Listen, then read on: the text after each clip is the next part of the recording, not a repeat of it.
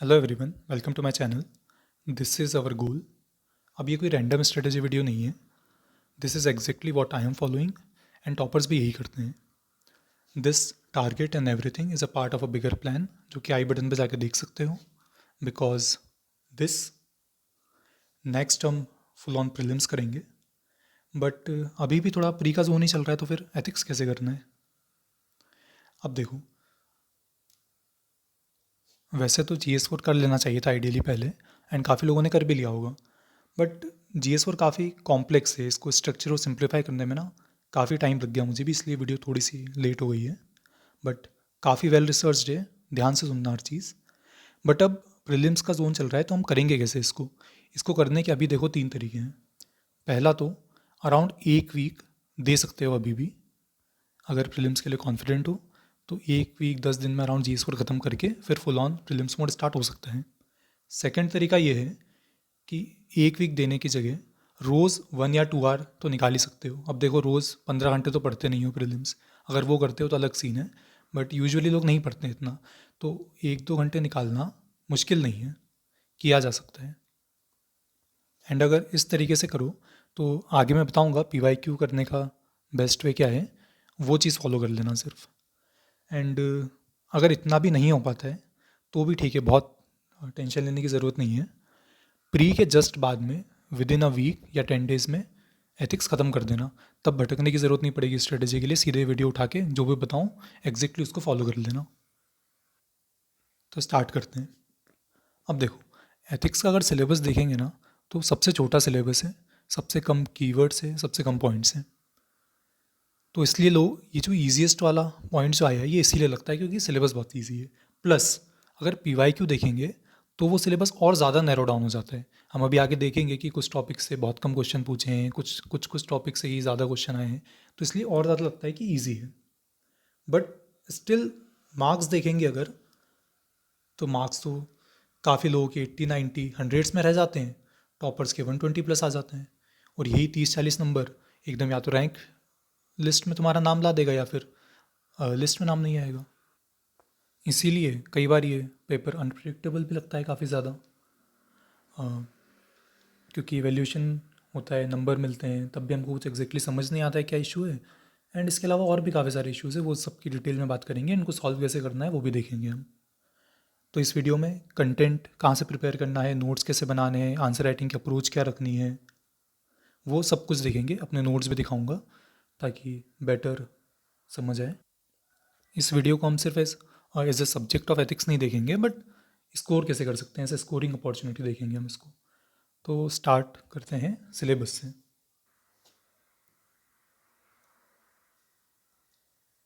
तो ये सिलेबस है अपना, साइज़ वाइज भी सबसे छोटा है। इसको थोड़ा पॉइंट्स को ना अपने हिसाब से डिवाइड कर लेना, ताकि नोट्स बनाने में ईजी होगा and P Y Q linkage करने में भी ईजी होगा, जैसे मैंने कर रखा है। अब देखते हैं, पहला जो मेजर पार्ट है वो एथिक्स की जो थ्योरी होती है उस टाइप की चीज़ें हैं। कॉन्सिक्वेंसेस क्या होते हैं, डिटर्मिनेंट्स क्या होते हैं, बेसिकली रोल ऑफ एथिक्स बाकी चीज़ों में क्या है, एंड एथिक्स का जो मेटा एनालिसिस वाला पार्ट होता है वो चीज़ है। सेकंड आता है अपना role of family and educational institutions का। ये ये जो टॉपिक है, ये बाकी सारे टॉपिक्स में भी इंटरलिंकेजेस होके क्वेश्चंस आते हैं। जैसे कुछ भी टॉपिक होगा उसमें पूछ लेंगे कि इस चीज़ को इनकलकेट कैसे करें या प्रमोट कैसे करें, तो उसमें रोल ऑफ फैमिली आ जाएगा। अभी हम देखेंगे पी वाई क्यूज़ वगैरह में। देन ये जो लेसन्स वाली चीज़ है, इससे कोट्स आ जाते हैं कई बार, या सिंपल क्वेश्चन आ जाता है कि गुरु नानक जी हो गए, बुद्धा हो गई, इनकी टीचिंग्स बता दो। सेकेंड पार्ट है अपना मेन जो है एटीट्यूड का। इसमें एटीट्यूड का एक तो थ्योरी वाला पार्ट हो जाएगा, देन एटीट्यूड बिहेवियर या एक्शन को कैसे प्रमोट करता है वो पार्ट हो जाएगा। देन चेंज कैसे करते हैं अपन, सोशल इन्फ्लुएंस कैसे होता है, परसुएशन से कैसे एटीट्यूड चेंज होता है। देन एप्टीट्यूड हो गया, फिर foundational values of civil service हो गई। इससे डायरेक्टली क्वेश्चन भी आ जाता है, डायरेक्टली नहीं भी आया तो बाकी चीज़ों में भी फाउंडेशनल वैल्यूज़ यूज़ होती है। देन इमोशनल इंटेलिजेंस हो गया, इसकी भी theory, and then application in administration. इससे अपने यूजुअली कोर्स आते हैं। देन ये दो जो पॉइंट्स है, ये सबसे ज़्यादा इंपॉर्टेंट, सबसे ज़्यादा क्वेश्चंस भी इनसे आते हैं। इन दो में अगर इन शॉर्ट बताऊं तो यूजुअली इस टाइप के क्वेश्चन होते हैं कि इश्यूज़ क्या आ रहे हैं गवर्नेंस और एडमिनिस्ट्रेशन में, प्लस उनको ठीक कैसे कर सकते हैं हम। जैसे ये वाला जो पार्ट है पूरा, ये इंक्रीजिंग प्रोबिटी या फिर गुड गवर्नेंस या फिर कैसे हम गवर्नेंस बेटर कर सकते हैं, उनके टूल्स हैं सॉर्ट ऑफ। इधर अपने डिलेमास एंड एथिकल कंसर्न्स हो जाएंगे, देन स्ट्रेंथन कैसे करते हैं ये चीज़ हो जाएगी। एक मेजर पार्ट है इंटरनेशनल रिलेशन में एथिकल इश्यूज़ क्या आते हैं, देन प्राइवेट वाला कॉर्पोरेट गवर्नेंस हो गया। ये सारे ब्रॉड थीम्स हैं एंड इन सारी थीम्स पे केस स्टडीज़ आती है। अब देखो, एक बार ये टॉपिक देख के ना एंड PYQ को लिंक करके ऐसे थोड़ी सी टेबल बना लेनी चाहिए। वैसे काफ़ी कोचिंग इंस्टीट्यूट्स भी करके देते हैं ये कि टॉपिक वाइज वो PYQs दे देंगे, बट उतना ज़्यादा अच्छा सेग्रीगेशन नहीं लगता है मुझे, इसलिए खुद से करना थोड़ा बेटर होता है। एंड हम जब पढ़ते हैं, हमारे नोट्स में पढ़ते हैं, तो बेटर लिंकेजेस भी होती है कि हमको पता है कि हमारे नोट्स में ये चीज़ इस टॉपिक में लिखी है एंड उस टॉपिक का क्वेश्चन आया है। हो सकता है किसी और कोचिंग नोट्स में किसी और टॉपिक के अंडर लिखी हो वो चीज़। तो ये एनालिसिस खुद से करना थोड़ा सा बेटर होता है। सारे ईयर में कोई जो भी अपने टॉपिक्स हैं या कोई रैंडम क्वेश्चन भी आया है, कोड्स आए हैं, उनको इस तरह से लिखने का। अब अपन देखते हैं मेजर थीम्स क्या रही है PYQ। या तो मैंने नंबर्स लिख रखे हैं बस, बट एग्जैक्ट क्वेश्चंस क्या हैं वो देखते हैं हम। अब ये देखो, इस टाइप से मैंने एक डॉक्यूमेंट सा बना रखा है। इंपॉर्टेंट टॉपिक्स जो भी हैं प्रीवियस ईयर पे क्वेश्चंस में, जो भी अपन ने टॉपिक्स को सेग्रीगेट किया था उस हिसाब से क्या क्या क्वेश्चन आए हैं। बेसिकली अगर ओवर आर्चिंग अगर थीम देखें तो ये होता है कि कोई भी एथिक्स का कीवर्ड या टर्म है, ये हेल्प कैसे करता है डिसीजन मेकिंग में। इंडिविजुअल लेवल पे कैसे हेल्प करता है, प्राइवेट लेवल पे कैसे हेल्प करता है, एडमिनिस्ट्रेटिव लेवल पे कैसे हेल्प करता है, इस टाइप से होता है। अब ये देख के ना, पहले तो नैरो डाउन होगा सिलेबस। दूसरा ये होगा कि हमको फील होगा रिपीटेशन कितना ज़्यादा है, एंड थोड़ा ईज़ आएगी प्रिपरेशन करने में, ज़्यादा हेक्टिक चीज़ें नहीं लगेगी। जैसे देखो, जो फर्स्ट टॉपिक था उसमें थोड़े इस टाइप के क्वेश्चन आते हैं कि लाइफ का नैरो परसेप्शन है, उससे वैल्यू में इशू आ रहा है, या फिर बेसिक प्रिंसिपल्स क्या हैं, क्या फॉलो करना चाहिए हमको। कुछ थ्योरी बेस्ड आ गया, यूटिलिटेरियनिज्म वर्सेस डियोंटोलॉजी हो गया, या फिर एथिक्स जो यहाँ हमने देखा था कि स्मूथ फंक्शनिंग में कैसे हेल्प करता है ऑर्गेनाइजेशन की, या फिर रिजोल्यूशन ऑफ कॉन्फ्लिक्ट में कैसे कैसे हेल्प करता है। एथिक्स की डायमेंशंस क्या होती है, कैसे गाइड करती है हमको हमारे बिहेवियर को। देन एथिक्स चेंज कैसे होता है, कॉन्टेक्चुअल है, एंड विद टाइम चेंज कैसे होता है। अगर चेंज नहीं करेंगे तो इनजस्टिस हो जाएगा। देन लेसन्स वाले पार्ट से कुछ कोट्स आते हैं एंड कुछ टीचिंग्स भी आती है, जैसे वॉरेन बफेट की पूछी थी एक बार, गुरु नानक जी की पूछी थी, महावीर मुद्दा इनकी पूछता है। देन जो सेकंड पार्ट था जिसमें फैमिली एंड इंस्टीट्यूशंस का रोल था इनकलकेशन ऑफ वैल्यूज़ के लिए, उसमें जैसे education as in all round development of individual, NEP 2020 पे क्वेश्चन आया था।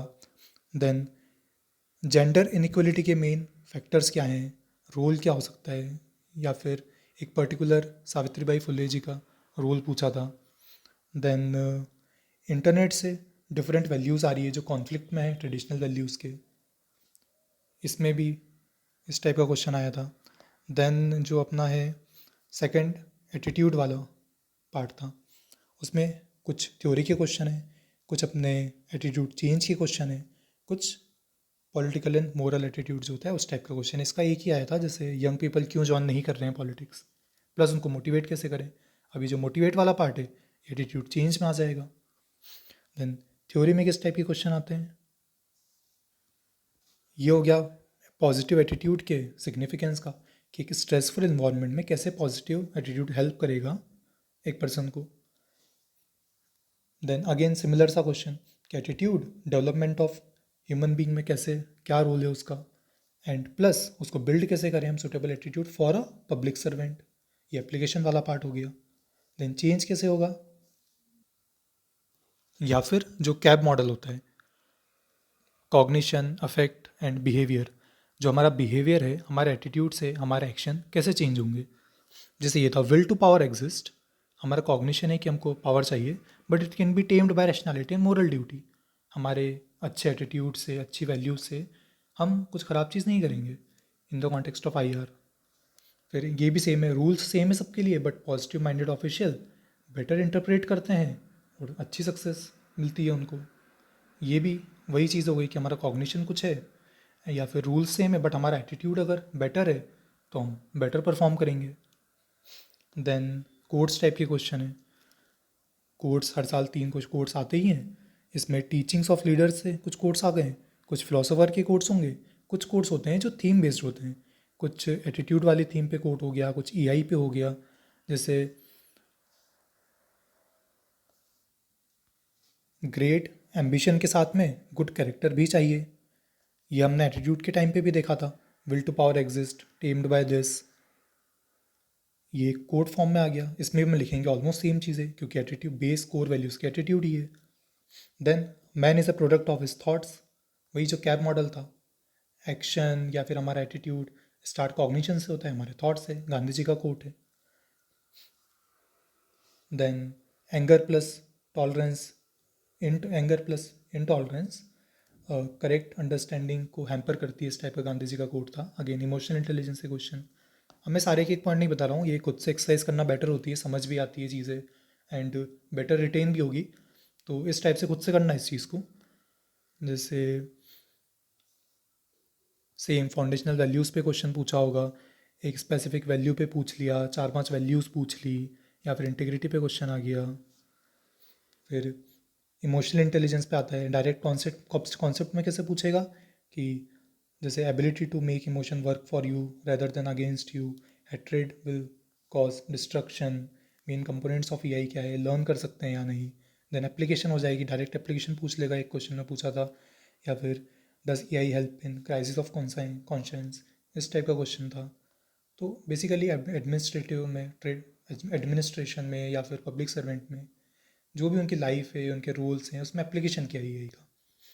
देन जो लास्ट सेकंड पॉइंट था अपना, वैल्यूज़ इन पब्लिक एडमिनिस्ट्रेशन, उसका स्टेटस क्या है, कंसर्न्स क्या है, डिलेमास क्या हैं, या फिर आईआर वाला इशू था। लॉज रूल्स एंड रेगुलेशन, इनकी लिमिटेशन होती है, फिर कंसाइंस कैसे हेल्प करती है उस चीज़ में। एथिकल गवर्नेंस का, कॉर्पोरेट गवर्नेंस, इन सब के क्वेश्चन हैं। अब देखो इस टाइप से जो मैंने लिख रखा है ना, थोड़े इंटरलिंकेजेस वाले क्वेश्चन है। जैसे ये क्वेश्चन देखो, नीड क्रिएटिविटी बिसाइड्स नॉलेज। अब ये क्रिएटिविटी जो पार्ट है, ये एक वैल्यू ऑफ सिविल सर्वेंट में भी बोल सकते हैं। वैल्यू की एक वैल्यू होनी चाहिए या एक स्किल होनी चाहिए। या फिर जैसे एक माउंटेन वैली में डैम बनाने का क्वेश्चन था कि एथनिक कम्युनिटी है वहाँ पर रहती है, उसके क्या एथिकल इश्यूज हो सकते हैं। अब इसमें जो अपना 6B वाला पार्ट था जिसमें प्रोबेबिलिटी के टूल्स थे, वो चीज़ें भी यूज़ हो सकती है, जिसमें ट्रांसपेरेंसी, अकाउंटेबिलिटी, या फिर अपनी service delivery, utilization of funds, इस टाइप की चीज़ें भी आ जाएगी। देन कॉरपोरेट गवर्नेंस में देखो CSR का क्वेश्चन पूछता है, moral integrity and professional efficiency पूछा था। देन क्या CSR इनफ है। अब जैसे ये सब एक्सरसाइज करोगे तो थोड़ा समझ आएगा कि ज़्यादा टाइप की चीज़ें नहीं पूछ रही है। अब जैसे कॉर्पोरेट गवर्नेंस में उसने यूजुअली CSR की चीज़ें पूछी है एंड थोड़ी सी एफिशिएंसी टाइप की चीज़ पूछी है, प्लस एफिशिएंसी के साथ में एथिक्स होना चाहिए। या फिर देखो जैसे लॉज रूल्स एंड रेगुलेशन वाले में देखेंगे तो इसमें किस टाइप के क्वेश्चन आते हैं, कि इस टाइप से कि जैसे लॉज इनफ हैं क्या, या उनकी कोई लिमिटेशन है। जैसे following law and order may be counter productive because conscience की भी नीड होती है। Is conscious greater than laws rules, अब ये भी नहीं होगा क्योंकि दोनों चाहिए, दोनों का बैलेंस होना चाहिए। तो इस टाइप की एक दूसरे के लिमिटेशन, एक दूसरे को अपहोल्ड करते हैं, को कॉम्प्लीमेंट करते हैं, इस टाइप के क्वेश्चन हो गए। देन अपना probity and dimensions of probity वाला पार्ट, प्रोबिटी पे डायरेक्ट क्वेश्चन आ सकता है, या फिर पब्लिक सर्वेंट का रोल क्या होता है। देन इधर अपने टूल्स जो थे, RTI हो गया, करप्शन हो गया, कोड ऑफ कंडक्ट या फिर कोड ऑफ एथिक्स हो गया, पब्लिक इंटरेस्ट क्या है। अब RTI के इश्यूज़ क्या हो सकते हैं, जैसे ऑफिशियल सीक्रेट्स एक्ट जो होता है वो हिंडर करता है कि RTI को, ये चीज़ हो गई। सोशल ऑडिट हो गया, करप्शन की चीज़ें हो गई। मिशन कर्मयोगी का जो क्वेश्चन आया था वो भी इसका पार्ट हो सकता है। फिर कुछ रैंडम क्वेश्चंस भी आ रहे हैं, जैसे डिजिटल की आजकल ज़्यादा पूछ रही है UPSC, ऑनलाइन मेथडोलॉजी इंक्रीज़ हो रही है तो इश्यूज़ क्या हैं पर्टिकुलर फॉर वुलनरेबल सेक्शंस। अब इसको हम नॉर्मली किसी टॉपिक में कैटेगराइज नहीं कर सकते हैं। फिर सोशल कैपिटल का क्वेश्चन हो गया, या फिर change in way of communication हो गया जो 25 में आया था, इसके इश्यूज़ क्या हैं। इस टाइप की चीज़ें। तो इस टाइप से थोड़ा सेग्रीगेट करके इंपॉर्टेंट टॉपिक्स देख लेना। अब ये सब करने के ना 3-4 फ़ायदे होंगे। एक तो देखो इतने सारे चीज़ें डायमेंशंस देख लोगे ना, तो आंसर राइटिंग जब करेंगे हम लोग, तो उसमें भी डायमेंशन जनरेट करने में हेल्प मिलेगी। अब जैसे ये एटीट्यूड का पार्ट था, एटीट्यूड में इतने सारे क्वेश्चंस आए हुए हैं, इन्हीं क्वेश्चंस को या इन कीवर्ड्स को ही हम डायमेंशन बना के आंसर लिख सकते हैं नए क्वेश्चन का। प्लस रिपीटेशन तो होती ही है, उनमें भी हेल्प मिलेगी।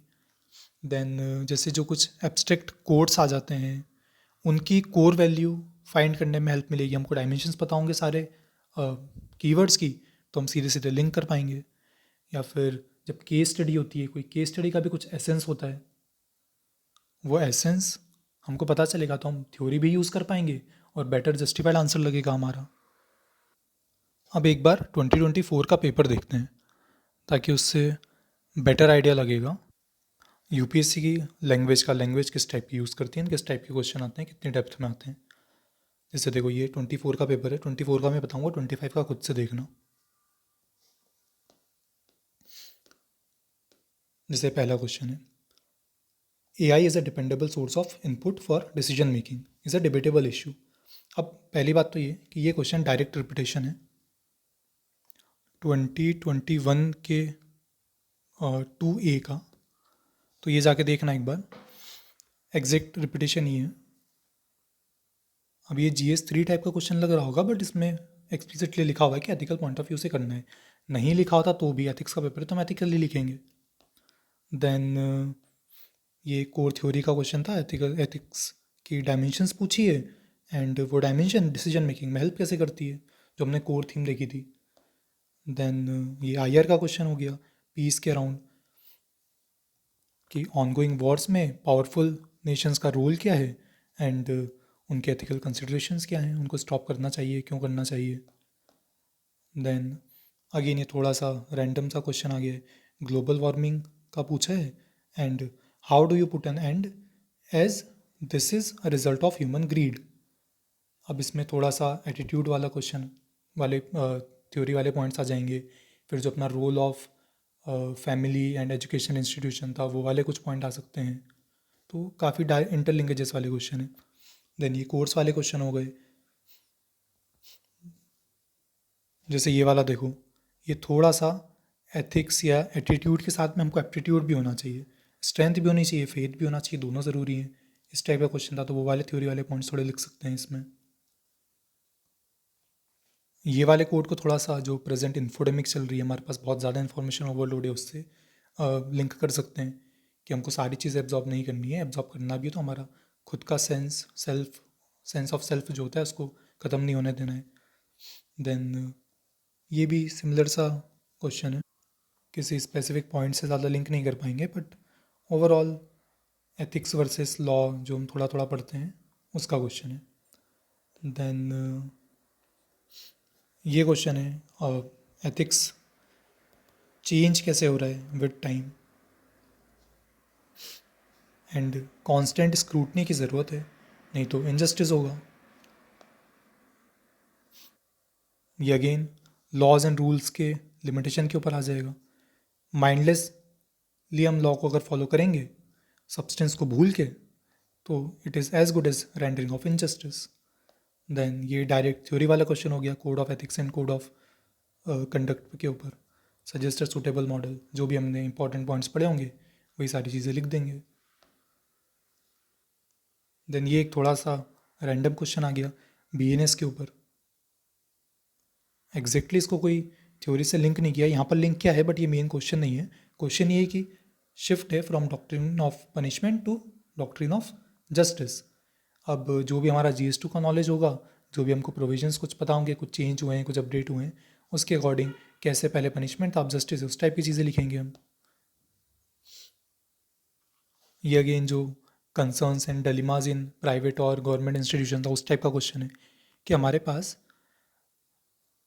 वुमेन आ तो रही है पब्लिक सर्विस में, इतनी हमने इक्वल अपॉर्चुनिटी दे दी है, बट आने के बाद उनको स्टिल जेंडर स्पेसिफिक कुछ चैलेंजेस फेस करने पड़ रहे हैं। अब वो चैलेंजेस क्या हैं, क्यों हैं, प्लस उनको हम रिमूव या प्रिवेंट कैसे कर सकते हैं एफिशिएंसी बढ़ाने के लिए फीमेल पब्लिक सर्वेंट की। देन एम्बिशन कर्मयोगी का हो गया कि बेसिकली इसके ऐसे क्या प्रोविजंस है जो एक सिविल सर्वेंट को की एफिशिएंसी एंड सर्विस डिलीवरी को बेटर कर रहे हैं ग्रास रूट लेवल पे। अब इवन तो हमने अगर ये नहीं भी पढ़ा हो तो हमने ये तो पढ़ा होगा सर्विस डिलीवरी के प्रिंसिपल्स क्या होते हैं, बेटर कैसे की जाती है, उनसे लिंक करके हम लिख देंगे इसका आंसर। देन फिर केस स्टडीज़। अब देखो केस स्टडीज़ काफ़ी थीमेटिक आती है तो सारी देखने की ज़रूरत नहीं है, हम एक दो देख के थोड़ा सा जनरल ट्रेंड देखने का ट्राई करते हैं। पहला तो ये है कि देखो केस स्टडीज़ काफ़ी लेंदी आती है। अब ये देखो इतनी बड़ी केस स्टडी पढ़ने में काफ़ी टाइम लगेगा, ये फिर भी छोटी है। बाकी केस स्टडीज़ देखोगे, ये केस स्टडी हो गई या फिर ये वाली केस स्टडी और भी बड़ी है, प्लस नंबर ऑफ क्वेश्चंस भी काफ़ी ज़्यादा हैं। नंबर ऑफ क्वेश्चन ज़्यादा हैं प्लस क्वेश्चन का टाइप भी काफ़ी वेरी करता है एंड आजकल और ज़्यादा वेरी हो रहा है। जैसे पहले थोड़े स्टैंडर्ड क्वेश्चन आते थे कि स्टेक होल्डर बता दो, डिलेमा लिख दो, ऑप्शंस लिख दो, देन कोर्स ऑफ एक्शन बता दो। बट आजकल हो सकता है कभी वो कोर्स ऑफ एक्शन नहीं पूछे, सिर्फ ऑप्शंस पूछ दे, या फिर हो सकता है पहले वो कुछ जीएस टाइप का क्वेश्चन पूछ दे। जैसे मैं दिखाता हूँ, ये वाला तो चलो स्टैंडर्ड सा क्वेश्चन है। देन ये क्वेश्चन देखते हैं। इसमें बेसिकली होता ये है कि एक आईपीएस ऑफिसर है, उसको किसी ऐसे एरिया में भेजा जाता है जहाँ पर कुछ लोग टेररिस्ट या फिर ऐसे लोग रेडिकलाइज करने का ट्राई कर रहे हैं, एंड कुछ लोग हो भी जाते हैं रेडिकलाइज, एंड कुछ इंटरनेशनल एक्टिविटीज़ करने लगते हैं। तो बेसिकली उसके ऊपर केस स्टडी है। अब इसमें सीधे पूछ लिया कि ऑप्शन क्या अवेलेबल है। अब ये जो क्वेश्चन था ये basically course of action type का क्वेश्चन है। इसमें कोई एक पर्टिकुलर ऐसा इंस्टेंस नहीं है जहाँ तुम बोल सकते हो कि मैं ये करूँगा या नहीं करूँगा। इसमें एक सेट ऑफ स्टेप्स बताने पड़ेंगे कि पहले ये करूँगा फिर ये करूँगा, बट स्टिल अगर पूछा है ऑप्शन तो कुछ करके लिखना पड़ेगा। देन अब यहाँ पे इसने मेजर्स एक जीएस टाइप के पूछे हैं कि स्ट्रेंथनिंग कैसे करें हम, जो ऐसे ग्रुप्स है, टेररिस्ट ग्रुप्स या रेडिकल ग्रुप्स हैं, वो पेनिट्रेट नहीं कर पाए हमारी सोसाइटी को। देन फिर एक एक्शन प्लान पूछा है कि हम इंटेलिजेंस गैदरिंग मैकेनिज्म को कैसे इम्प्रूव करें। अब ये भी थोड़ा GS2 टाइप का क्वेश्चन हो जाएगा, या फिर GS3 का इंटरनल सिक्योरिटी हो गया, उस टाइप का क्वेश्चन है, तो हम वो चीज़ें लिखनी पड़ेगी यहाँ पर। तो इस टाइप से थोड़ा चेंज हो रहा है आजकल ट्रेंड जो है क्वेश्चंस का। चलो तो अब हम देखते हैं कि एक्चुअली में करना क्या है फिर हमको। तो ये अगर ब्रॉडली देखा जाए तो डिमांड्स और इश्यूज़ मैंने लिखे हुए हैं। सबसे इम्पॉर्टेंट चीज़ यही समझना है, ये समझ लेंगे तो आगे की चीज़ ईजी हो जाएगी, प्लस हमको समझ भी आएगी। अब देखो, जो मेन क्रक्स है एथिक्स पेपर का वो उसके नाम में ही है, एथिक्स, इंटेग्रिटी एंड एप्टीट्यूड। ये बेसिकली वैल्यूज़ की बात करता है, तुम्हारे पास वैल्यूज़ क्या होनी चाहिए। देन क्या हमारे पास इंटेग्रिटी है कि हम हर एक सर्कमस्टेंसेस में वो वैल्यूज़ को फॉलो करेंगे। देन क्या हमारे पास रिलेवेंट एप्टीट्यूड है कि हम उसको अंडरस्टैंड कर पाएँ, एनालाइज कर पाएँ एंड किसी रियल लाइफ सिनेरियो से लिंक कर पाएँ। बेसिकली प्रॉब्लम सॉल्विंग हम एथिकल फ्रेमवर्क में कर सकते हैं या नहीं, एंड प्रॉब्लम सॉल्विंग करते हुए क्या हम वैल्यूज़ में बैलेंस रख पाते हैं, एंड प्रायोरिटी ऑर्डर हमारा सही रहता है या नहीं। ऐसा तो नहीं है कि हम पब्लिक सर्वेंट है बट इसलिए स्टिल हम सेल्फ इंटरेस्ट को ऊपर रख रहे हैं पब्लिक इंटरेस्ट से, तो ये रॉन्ग प्रायोरिटी हो जाएगी। ये सब शो नहीं करना है या होना भी नहीं चाहिए अगर पब्लिक सर्वेंट बनना है तो ये ब्रॉड डिमांड होती है GS4 की। यहाँ मैंने गलती से 2 लिख दिया। अच्छा, अब थोड़ी स्पेसिफिक चीज़ें देखते हैं। पहली तो यही है कि जो भी डेफिनेशन है, टर्म्स गिवन की क्लियर अंडरस्टैंडिंग होनी चाहिए, एंड उसको अप्लाई कैसे कर सकते हैं हम पर्सनल लाइफ एंड और एडमिनिस्ट्रेशन में। बेसिकली रोल ऑफ एथिक्स क्या है डिसीजन मेकिंग में, पर्सनल लेवल पे भी हो सकती है, प्रोफेशनल लेवल पे भी हो सकती है, एट इंस्टीट्यूशनल लेवल पे भी हो सकती है। देन ये भी एक क्वेश्चन करते टाइम हम फ्रेमवर्क ध्यान में रख सकते हैं कि हमको प्रॉब्लम सॉल्व करना है with in code of conduct. Code of conduct तो हम कभी नहीं तोड़ सकते क्योंकि वो लीगल एक चीज़ है, बट हमको ट्राई करना है कि हम कोड ऑफ एथिक्स को भी फॉलो करें जितना हो पाए। अब इसके दो पार्ट हो सकते हैं, एक तो एडमिनिस्ट्रेशन हमको एफिशिएंट बनाना है, बेटर करना है, प्लस हमारा जो पब्लिक रिलेशन वाला पार्ट होता है, पब्लिक टच हो गया, सोशल कैपिटल बढ़ाना है, इस चीज़ों का भी ध्यान रखना है। कोड ऑफ एथिक्स यही करता है। देन हमारे आंसर्स में या केस स्टडीज़ में भी एक स्ट्रक्चर फील होना चाहिए एंड इंस्टीट्यूशनल थिंकिंग होनी चाहिए। ऐसा नहीं होना चाहिए कि बस वैल्यू डाल रहा हूँ मैं, पर्सनल वैल्यू से ये कर दूंगा वो कर दूंगा। एक सिविल सर्विसेज एक इंस्टीट्यूशन है, इंस्टीट्यूशनल थिंकिंग फील होनी चाहिए उसमें।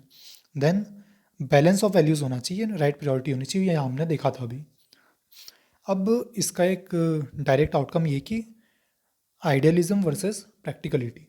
अब जैसे कुछ इश्यू हुआ तो हो सकता है हमारे दिमाग में आए कि मैं विसिल ब्लो कर दूंगा, या फिर let's say I will resign या आई विल फायर समवन।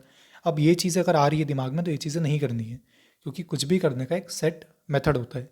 किसी भी बंदे को हम फायर करने से पहले एक प्रॉपर इंक्वायरी बिठाएंगे उसके ऊपर, एंड अगर वो गिल्टी फाउंड होता है तब फायर करेंगे। सिमिलरली रिज़ाइन करना is not a good option. It's like कि हम भाग रहे हैं किसी चीज़ से। देन विसिल ब्लो करने से पहले भी 3-4 ऑप्शन होते हैं जो हम और यूज़ कर सकते हैं। बिना यूज़ करे सीधे फाइनल ऑप्शन पे जाना, विसिल ब्लो करना, that is not a good thing.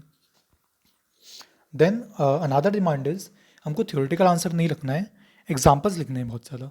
Example लिखेंगे इसीलिए हमारी एप्लीकेशन चेक होगा कि हम एथिक्स अप्लाई कर पा रहे हैं या नहीं, प्लस एडमिनिस्ट्रेशन में रोल क्या है एथिक्स का ये भी दिखेगा। देन कोर्स की डिमांड थोड़ी सी ये होती है कि हमारे पास पहले तो एप्टीट्यूड है या नहीं, कि हम उसका जो कोर आइडिया उसको अंडरस्टैंड कर रहे हैं या नहीं। देन हम उस कोर आइडिया को एंड उस कोड को रियल लाइफ सिनेरियो से कनेक्ट कर पा रहे हैं या नहीं। देन केस स्टडी की जो मेन डिमांड होती है वो ये होती है कि हमारा जो कोर्स ऑफ एक्शन है वो लॉजिकल सीक्वेंसिंग में है या नहीं, एंड स्ट्रक्चर है या नहीं हमारे कोर्स ऑफ एक्शन का। हम शॉर्ट टर्म मेजर्स लिख रहे हैं, लॉन्ग टर्म मेजर्स लिख रहे हैं, इंस्टीट्यूशनल मेजर्स लिख रहे हैं, एक स्ट्रक्चर दिखना चाहिए। देन क्रिटिकल एनालिसिस कर पा रहे हैं या नहीं हम। हमारे पास एक केस स्टडी दी है, लेट्स से उसमें 5 स्टेक होल्डर्स थे, क्या हम सिर्फ 3 स्टेक होल्डर्स के लिए कुछ मेजर्स लिख के बाकी दो को भूल जा रहे हैं, या क्या हम सिर्फ इमीडिएट नीड जो है उसको सॉल्व करके सिस्टमेटिक इश्यू को नहीं आइडेंटिफाई कर पा रहे हैं। ये क्रिटिकल एनालिसिस होना चाहिए। देन जो भी हमने एक्शन लिया है उसके कुछ ड्रॉबैक्स होंगे, कुछ पॉजिटिव्स होंगे, क्या हम जस्टिफाई कर पा रहे हैं प्रॉपरली हमारा एक्शन, एंड जस्टिफाई किन वैल्यूज़ के थ्रू कर रहे हैं हम। ये होती है actual demand of GS score. अब इसमें इश्यूज़ क्या क्या हैं। पहली चीज़ तो यही कि ईजी लगता है बहुत ही लोगों को, क्योंकि सिलेबस ईजी है, प्लस क्वेश्चंस काफ़ी कम नैरो डाउन छोटे छोटे टॉपिक से आए हैं, तो इसलिए ईजी लगता है। तो ईजी लगता है तो या तो हम पढ़ेंगे ही नहीं, या फिर सिर्फ पढ़ते रहेंगे और क्वेश्चन सॉल्व नहीं करेंगे। दोनों ही चीज़ों से नहीं होगा पेपर, अभी आगे देखेंगे। सेकंड है कि यार बहुत अच्छा स्ट्रक्चर कंटेंट है नहीं, बहुत ही एक दो जगह ही होगी जहाँ पर थोड़ा सा स्ट्रक्चर मिलेगा, बट यूजुअली नहीं है स्ट्रक्चर कंटेंट। स्ट्रक्चर कंटेंट भी नहीं है, प्लस पीवाईक्यू के आंसर भी बहुत अच्छे नहीं है हर जगह। देन अभी जैसे हमने 2024 का पेपर देखा ना, काफ़ी ज़्यादा एनालिटिकल हो रहा है पेपर। काफ़ी हमने जैसे एआई का क्वेश्चन देखा, या जेंडर इनक्वलिटी वाला देखा, फिर ग्लोबल वार्मिंग वाला देखा, एंड इंटरलिंकेजेस भी बढ़ रही है काफ़ी, और रैंडम टाइप टाइप के क्वेश्चन आ रहे हैं। तो अब देखो जो टेस्ट सीरीज़ में क्वेश्चन आते हैं ना, या हम जो टॉपर कॉपीज़ भी देखते हैं, यहाँ थोड़ा सा कम रिलेवेंस हो जाते हैं उनका, इसलिए क्योंकि टेस्ट सीरीज़ में जो क्वेश्चन आते हैं वो यूजुअली जो 4-5 साल पहले क्वेश्चन आते थे ना, जैसे डायरेक्ट कीवर्ड पे क्वेश्चन पूछ लिया या सीधा सीधा थ्योरी पे क्वेश्चन पूछ लिया, उस टाइप के क्वेश्चन ज़्यादा आते थे। बट आजकल वो ज़्यादा आ नहीं रहे हैं। अब इसके बाद ही कि डिमांड ऑफ क्वेश्चन पढ़ना समझना थोड़ा मुश्किल हो जाता है, क्योंकि पहले तो बहुत सारे टाइप के क्वेश्चन हैं। जैसे थ्योरी के क्वेश्चन हो गए, इसमें भी एडमिनिस्ट्रेशन वाले अलग क्वेश्चन आते हैं, कोर थ्योरी वाले अलग आते हैं, फिर कोर्स हो गए, कोर्स में भी बहुत सारे टाइप के आते हैं। अब जैसे हमारे लिए पर्सनली क्या फील करते हैं हमको उस कोड के लिए, या उसका प्रेजेंट कॉन्टेक्स्ट में सिग्निफिकेंस क्या है, या फिर एडमिनिस्ट्रेशन में सिग्निफिकेंस क्या है। फिर केस स्टडी हो गई, केस स्टडी भी अलग अलग टाइप की आती है, कुछ जीएस बेस्ड भी आ जाती है, कुछ अलग अलग रोल बेस्ड आ जाती है। तो बहुत सारे टाइप के क्वेश्चन है, और सबकी डिमांड समझना, वैसे यहाँ हमने देखी है कुछ कुछ चीज़ें, बट वो समझना मुश्किल होता है। एंड लास्ट इशू जो लीस्ट नहीं है, काफ़ी लेंथी पेपर आ रहा है, तो पहली बात तो कंप्लीट करना ही मुश्किल हो जाता है। कंप्लीट करना है, उसके बाद इतनी मुश्किल इतनी सारी डिमांड्स है वो भी मीट करनी है, तो काफ़ी मुश्किल हो जाता है क्वेश्चन। अब ये सारे इशू सॉल्व कैसे होंगे ये हम देखते हैं। तो बेसिकली वही करना तो यही है, कंटेंट थोड़ा सा पढ़ना है, देन आंसर राइटिंग करनी है। इसमें इंपॉर्टेंट चीज़ हो जाती है, हाँ मैंने लिख रखी है यहाँ पर, पेपर कंप्लीशन करना सबसे बड़ी डिमांड है इस पेपर की। देन इसके बाद आती है बाकी चीज़ें, हम डिमांड सही रखेंगे, स्ट्रक्चर सही रखेंगे, वैल्यूएडिशन वगैरह चीज़ें करेंगे। अब देखो ये है रिसोर्सेज क्या यूज़ करने हैं। सबसे पहले तो रिसोर्सेज पढ़ने से पहले हम उनको उस रिसोर्सेज में पढ़ना क्या है ये देख लेते हैं थोड़ा सा। अब वो कैसे पता चलेगा? सिलेबस देखेंगे हम, सिलेबस के जो भी मेन पॉइंट्स हैं। देन पीवाई की थीम्स हमने देखी थी, हमको बहुत सारी डायमेंशंस मिली थी। तो ये जो अब ये जो हमने थीम्स देखी है और जो हमने डिमांड देखी थी अभी पीछे, इन सारे डिमांड्स की लाइंस पे ये थीम्स हमको प्रिपेयर करनी है बेसिकली। अब इसके रिसोर्सेज क्या हैं? अब देखो, सबसे अच्छा रिसोर्सेज प्रेजेंटली मार्केट में जो है वो है पीयूष कुमार सर की का जो कोर्स है। बट ये कोर्स बहुत महंगा था, इसलिए मैं यूजुअली सजेस्ट नहीं करता था लोगों को। बट अभी सर एट्स ये जो सारथी आईएएस है, शिवेन सर का जो कोचिंग है उसमें पढ़ाने आए हैं, तो प्रॉबेबली शायद सस्ता हो जाएगा कोर्स। मतलब अगर वही अगर 2.5 के यूजुअली कोर्सेज होते हैं ना, अगर ये हो या फिर मे बी लेस देन 5 की भी अगर कोर्स होता है तो मेरे ख्याल से ले लेना चाहिए कोर्स। काफ़ी बढ़िया कोर्स है, ऑलमोस्ट सब कुछ कवर हो जाएगा। बट अगर नहीं भी ले सकते हो तो ये चीज़ समझ लो कि ये कोर्स ना ही नेसेसरी है ना ही सफिशिएंट है। It is neither necessary nor sufficient, but काफ़ी अच्छा कोर्स है। सफिशिएंट इसलिए नहीं है क्योंकि इसके बाद भी हमको कुछ चीज़ें करनी पड़ेगी, कुछ टॉपर कॉपी से देखेंगे, कुछ स्ट्रक्चर सीखेंगे, वो चीज़ें थोड़ी थोड़ी करनी पड़ेगी। और नेसेसरी इसलिए नहीं है क्योंकि और भी चीज़ें हैं हमारे पास, सोर्सेज हैं करने के लिए। एंड काफ़ी टॉपर्स भी हैं जो बस कुछ थोड़े से सोर्सेज करके भी अच्छे नंबर ले आते हैं, बस थोड़ी सी ज़्यादा मेहनत लगेगी बट हो जाएगा। अब अगर ये नहीं करना है तो बाकी क्या है, विजन का वहम है, टॉपिक वाइज दिया हुआ है, इसको कर सकते हो। श्रुति शर्मा मैम के टेलीग्राम पे नोट्स हैं, ये भी काफ़ी कॉम्प्रिहेंसिव, इनको पढ़ सकते हो। एक श्रेया श्री मैम है, ये भी एक टॉपर ही है, इनके भी टेलीग्राम पे नोट्स मिल जाएंगे, ये भी काफ़ी बढ़िया हैं। अब मुझे ये अच्छे लगे, बाकी ठीक है और भी किसी टॉपर के देख सकते हो, बहुत ज़्यादा वेरिएशन होता नहीं है। और एनीवे मतलब इस पर फ्रेट करना नहीं है क्योंकि आगे हम देखेंगे जो आंसर राइटिंग है ना वो बहुत ज़्यादा इंपॉर्टेंट है इस पेपर में। रिसोर्सेज बस कहीं से भी थोड़ा बहुत मेजर थीम्स कवर हो जाए उतना करना है। अब इसमें थोड़े प्लस कर सकते हैं, शिवम कुमार सर हैं, ये भी टॉपर थे, आई थिंक 2022 के थे शायद ये, या 3 के होंगे। टेलीग्राम चैनल पे इनके नोट्स मिलेंगे, इनके नोट्स ना थोड़े शॉर्ट नोट्स टाइप के फॉर्म में 30-40 पेजेस के होंगे, बट वो काफ़ी कंटेंट डेंस है तो उनको पढ़ सकते हो, हैंड रिटन से ही होंगे। इनके साथ जोड़ सकते हो उनको, लास्ट मिनट रिविजन में भी काम आ जाएगी। वैसे तो खुद से बनाने हैं बट ठीक है, देख सकते हो। देन सेकेंड ARC, अब वैसे तो इन नोट्स में भी कवर्ड है ये काफ़ी चीज़ें, बट किसी भी टेलीग्राम चैनल पर देख सकते हो, टॉपर के या फिर कोई कोचिंग के भी कोई समरी देख लेना। देन केस स्टडी के, वैसे तो उसका जो फॉर्डर मटेरियल है हमारे कंटेंट से ही आता है, बट स्टिल अगर पर्टिकुलर नोट चाहिए तो एक जयंत नाहटा सर हैं, इनके टेलीग्राम चैनल पे कुछ केस स्टडी के नोट्स हैं, श्रेयाश्री मैम के भी हैं। बट अगेन मतलब स्किप कर सकते हो, वैसे इसको उतनी ज़रूरत नहीं है, नॉर्मल कंटेंट से हो जाता है, बट करना हो तो ये देख सकते हो। अब जब ये पढ़ोगे ना ये सारे सोर्सेस, तो देखो मैं थोड़े अपने नोट्स दिखा देता हूँ एंड सेग्रीगेट कैसे करना है वो दिखा देता हूँ, क्योंकि स्ट्रक्चर यूजुअली सही नहीं होता है नोट्स में। तो मैं एक प्रॉपर इंडेक्स दिखा देता हूँ किस टाइप से सेग्रीगेट करके नोट्स बना सकते हो, एंड हर एक टॉपिक के लिए किस टाइप की चीज़ें थोड़ी ध्यान रखनी है। जैसे देखो, ये मैंने इंडेक्स बनाया है, इसको थोड़ा देख लेना पॉज करके। ये तो चलो नॉर्मल अपने सिलेबस में दिया हुआ है, सीधे सीधे टॉपिक्स। इसमें देखो एटीट्यूड में आप कैसे कर सकते हो, पहले हमारा थ्योरी वाला पार्ट हो गया, फॉर्म कैसे होती है, फंक्शन क्या है, कंपोनेंट्स क्या होते हैं। फिर क्या हो गया, इसका बिहेवियर से लिंक क्या है। इसमें दो चीज़ आ जाएगी, एक ये थ्योरी होती है, कॉग्निटिव डिसोनेंस वाली थ्योरी होती है, वो थ्योरी होती है। फिर अपना एटीट्यूड चेंज वाला पार्ट आ जाएगा, सोशल इन्फ्लुएंस हो गया, परसुएशन हो गया, कम्युनिकेशन कैसे बेटर करते हैं। फिर इसकी एप्लीकेशन हो जाएगी, जो हमने कुछ क्वेश्चंस देखे थे ना कि जिनमें हम इंटरलिंक करके एटीट्यूड चेंज डाल सकते हैं, उस टाइप की चीज़ें। देन अब जैसे इसके तो हमने देखे थे ना, PYQ में कोई क्वेश्चन था नहीं तो ज़्यादा करने का ज़रूरत नहीं है इसकी, बस नॉर्मल बेसिक थ्योरीज होती है उतना देख लें। देन इमोशनल इंटेलिजेंस की हो जाएगा, थ्योरी हो जाएगी। Then role of emotional intelligence in administration जो होता है, इसका डायरेक्ट यूज़ हो जाएगा हमारे क्वेश्चंस में। Then ethics in public administration वाला जो टॉपिक था, अब इसमें सबसे पहले तो वही इसका स्टेटस क्या है या नीड क्या है, प्रॉब्लम्स क्या आ रही है इसमें। देन प्राइवेट एंड गवर्नमेंट में डिलेमास एंड कंसर्न्स क्या होते हैं। पहले तो ये देखना पड़ेगा हमको कि प्राइवेट और पब्लिक में डिफरेंट डिलेमास होते ही क्यों हैं, क्या कोर आइडिया क्या होता है, डिफरेंस क्या होता है इन दोनों में। देन दोनों में एथिकल डिलेमास कंसर्न्स देख लेंगे। फिर बेसिकली रिजॉल्व कैसे करेंगे अभी देखेंगे, तो कि रिजोल्यूशन पे भी क्वेश्चन आता है, what are the methods to resolve a dilemma. Then international relation में क्या इश्यूज़ हैं, नीड क्या है, एथिक्स होने क्यों चाहिए, ग्लोबल एथिक्स। देन क्या एथिक्स होते हैं, इंडिया का रोल क्या है। देन फंडिंग में क्या, फंडिंग भी डायरेक्ट सिलेबस का टॉपिक है, एथिकल इश्यूज़ क्या है फंडिंग में। देन दिस सोर्सेस वाला, laws rules and regulation source होते हैं, इनके लिमिटेशन क्या हैं। देन कंसाइंस कहाँ पे आता है, कंसाइंस का रोल क्या है, कंसाइंस के भी लिमिटेशन होते हैं, वो भी देखेंगे। देन अपना कॉर्पोरेट गवर्नेंस हो गया, इसकी थ्योरी हो गई, इश्यूज़ हो गए। देन कंपनीज एक्ट हो गया। देन CSR पे 2 क्वेश्चन पूछे थे, CSR पे लिख लेंगे हम। देन स्ट्रेंथन कैसे कर सकते हैं हम वैल्यूज़ को गवर्नेंस में।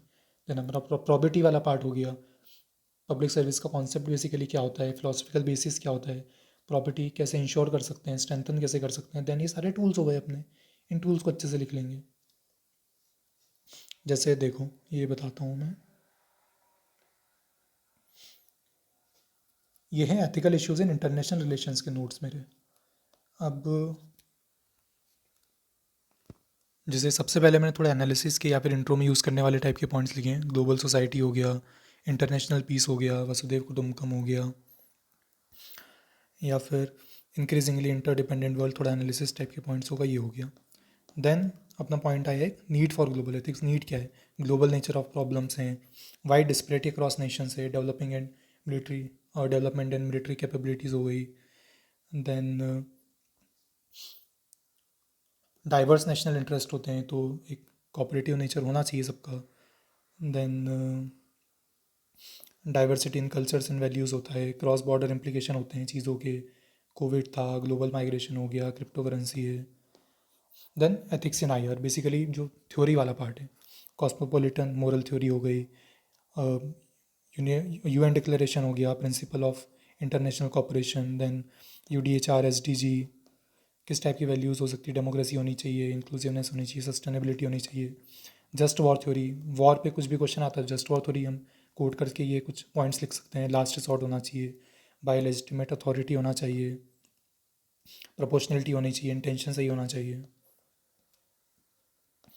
देन इन्वायरमेंटल एथिक्स, इन्वायरमेंट के कुछ क्वेश्चन थे, ग्लोबल वार्मिंग आई थी या फिर और भी कुछ आता है, तो इन्वायरमेंटल एथिक्स क्या होते हैं, क्योटो प्रोटोकॉल है। यहाँ हम GS वाला नॉलेज भी यूज़ करेंगे, एथिकल तो लिखना ही है बट GS वाला नॉलेज भी हमारा बेटर वैल्यू ऐड करेगा हमारे आंसर में। पेरिस क्लाइमेट डील हो गई, CBD हो गया, अनक्लॉस हो गया। Then weapons of mass destruction पे भी एक क्वेश्चन आया था। देन प्रिवेंशन NPT हो गई, रिफ्यूजी कन्वेंशन हो गया। इसके बाद थोड़ा सा role of India in encouraging ethics in IR। जैसे पहला पॉइंट तो हमारा DPSP में ही article 51 promotion of international peace and security. Then Panchsheel treaty जो है हमारी नॉन अनलाइंड मूवमेंट है, ये भी क्या अगेंस्ट नॉन इंटरफेरेंस टाइप की चीज़ है by powerful nations. Then Gujral doctrine हो गई हमारी। First no first use nuclear policy हो गई, इसमें भी हम लिख सकते हैं इंडिया का अच्छे एथिक्स है, हमारी वैल्यूज़ अच्छी है। देन हम ह्यूमैनिटेरियन असिस्टेंस भी करते हैं, कोविड के टाइम किया था, बांग्लादेश में किया था। देन हम सिर्फ पीस की बात नहीं करते हैं, हम एक्चुअली में हाईएस्ट कंट्रीब्यूशन भी है हमारा UN पीस कीपिंग फोर्सेस में।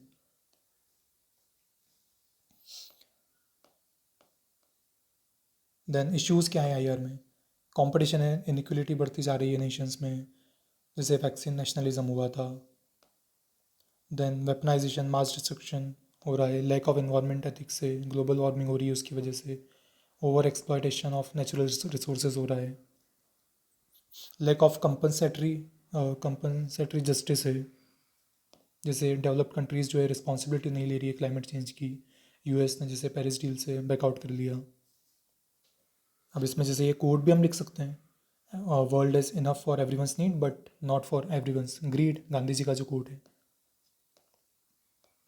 देन अगेन टेररिज्म हो गया, आइडियोलॉजिकल क्लैशेस हो गए, इसराइल पैलेस्टीन हो गया, इंडिया चाइना रोहिंग्या क्राइसिस जो भी होता है।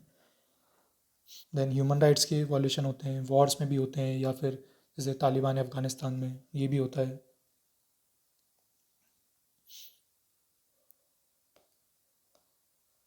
देन ऑर्गेनाइज्ड क्राइम्स होते हैं, साइबर वॉरफेयर हो गया, ह्यूमन ट्रैफिकिंग हो गई, इस टाइप की चीज़ों के लिए नीड है हमको एथिक्स की।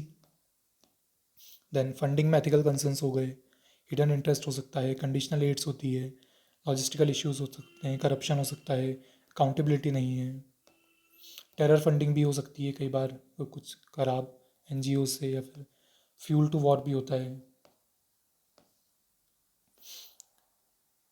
ये जैसे सिटीजन चार्टर का नोट हो गया, इसमें अगेन थोड़ा सा इंट्रोडक्शन टाइप की चीज़ें लिख देंगे। देन एलिमेंट्स क्या होनी चाहिए सिटीजन चार्टर के, गोल होना चाहिए, डिटेल्स होनी चाहिए, कस्टमर की डिटेल होनी चाहिए, स्टेटमेंट ऑफ सर्विस होना चाहिए, हम डिलीवर क्या करने वाले हैं, जीआरएम होना चाहिए। देन क्लाइंट हैंडलिंग प्रिंसिपल्स होने चाहिए, ड्यूटीज़ ऑफ क्लाइंट्स क्या होती है, एक्सपेक्टेशन जो होती है वो होनी चाहिए। अब जैसे इस टाइप से छोटे छोटे हम डायग्राम्स या फ्लो चार्ट्स भी बना सकते हैं सीधे यूज़ करने के लिए।